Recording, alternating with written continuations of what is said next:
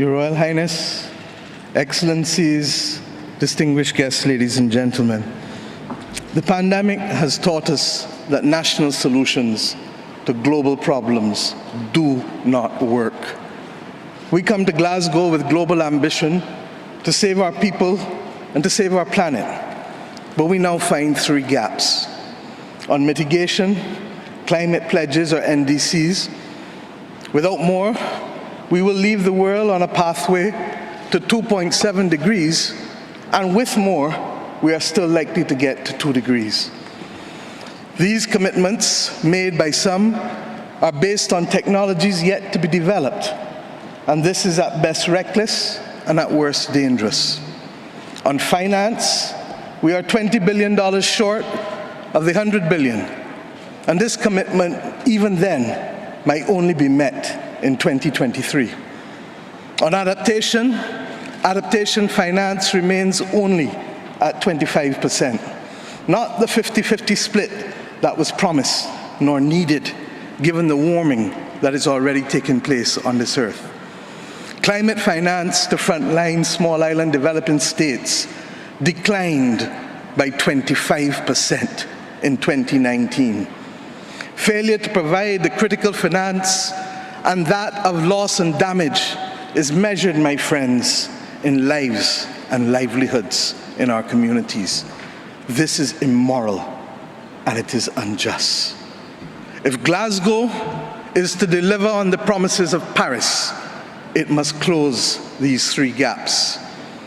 So I ask to you, what must we say to our people living on the front line in the Caribbean, in Africa, in Latin America, in the Pacific, when both ambition and regrettably some of the needed faces at Glasgow are not present? What excuse should we give for the failure? In the words of that Caribbean icon, Eddie Grant, will they mourn us on the front line? When will we, as world leaders across the world, address the pressing issues that are truly causing our people angst and worry, whether it is climate or whether it is vaccines? Simply put, when will leaders lead? Our people are watching, and our people are taking note. And are we really going to leave Scotland without the resolve and the ambition that is sorely needed to save lives and to save our planet? How many more voices and how many more pictures of people must we see on these screens without being able to move? Or are we so blinded and hardened that we can no longer appreciate the cries of humanity? I have been saying to Barbadians for many years that many hands make light work. Today, we need the correct mix of voices, ambition, and action. Do some leaders in this world believe that they can survive and thrive on their own? Have they not learned from the pandemic? Can there be peace and prosperity if 1/3 of the world literally prospers and the other 2/3 of the world live under siege and face calamitous threats to our well-being? What the world needs now, my friends, is that which is within the ambit of less than 200 persons who are willing and prepared to lead. Leaders must not fail those who elect them to lead.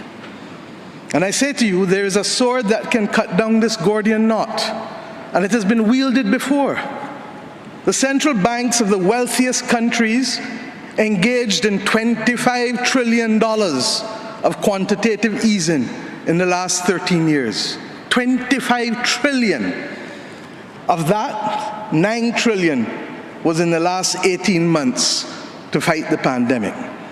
Had we used that 25 trillion to purchase bonds, to finance the energy transition, or the transition of how we eat, or how we move ourselves in transport, we would now today be reaching that 1.5 degrees limit that is so vital to us.